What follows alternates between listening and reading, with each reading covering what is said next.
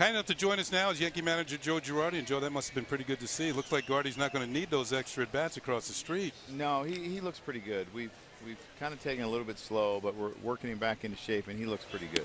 He dropped down a nice bunt the other day in Sarasota, hit the ball off a wall, so it looks like he's got his whole game working. Yeah, and he's hit the ball hard to short, which, I mean, line drive to short, which I always think is a good sign for him as well. Nathan Eovaldi deals to Escobar, and it's inside for a ball. Ball and a strike. Now, Joe, yesterday's game in Dunedin, of course, was not on TV, and many Yankee fans did get a chance to see Brian Mitchell, but I heard he was outstanding yesterday. He was again, and I don't even think that was the best stuff he's had during the course of the spring. I thought he used his 3 pitches really effectively, his fastball, his cutter, and his curveball. Threw some really good curveballs. He got a couple strikeouts on him. So again, we were really pleased. He threw 50 pitches, 4 innings. That's really economical, and that means you're throwing strikes. Is that the has this made your decision easier to keep him on the ball club as we get towards the only 8 days away from opening day? Well, he's done everything, you know, that he needs to do. So we're really pleased with what he's done. And him and Larry made a minor adjustment in his windup, and it seemed to really help, and it's really gotten him on track. Now, how about Nathan Eovaldi today? You know, again, I think he's throwing the ball well. I mean, this is a guy that.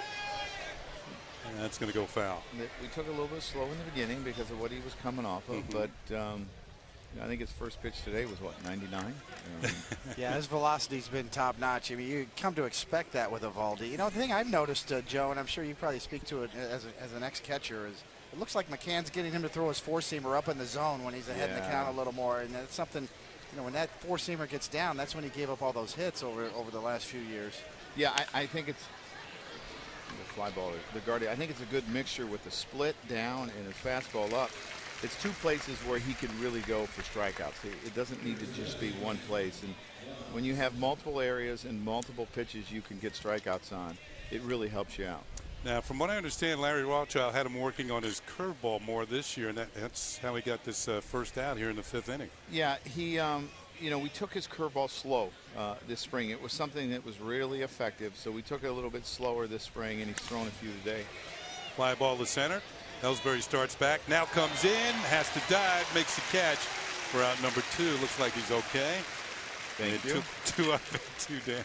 Yeah, Joe, you know, there's a lot of talk about, you know, ESPN and Major League Baseball and some of the new metrics in terms of spin rate and StatCast. Is that something you guys have gotten into in terms of evaluating, like, an Eovaldi curveball with the spin rate? Oh, yeah. I mean, we look at all those things. We look at it when, you know, we evaluate players.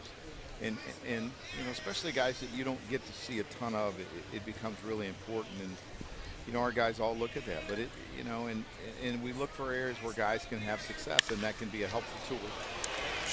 Sharply hit the 3rd. Headley's throw to first is in time. Joe Girardi's going to stay with us for the bottom of the 5th inning, so fans don't go anywhere. More from the Yankee manager when we come back.